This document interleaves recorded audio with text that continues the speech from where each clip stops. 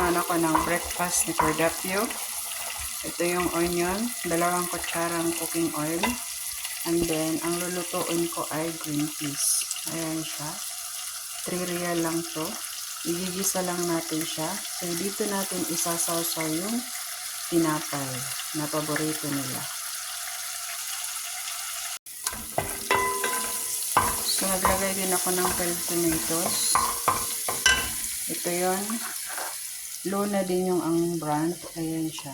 Ayan. Mahilig kami sa ganyang brand. Masarap kasi. Gisa-gisa lang natin siya. And then, pagkatapos, ihalo na natin itong ating green peas.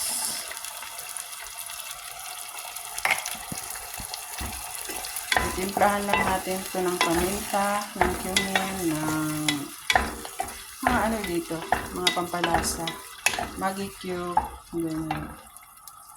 So, yun na yung ating mga pampalasa. So, lutuin lang natin siya ng mga 30 minutes hanggang parang mag-sticky na tong ating beans. Ayan, kasi gusto nila well done na well done. Malambot na malambot.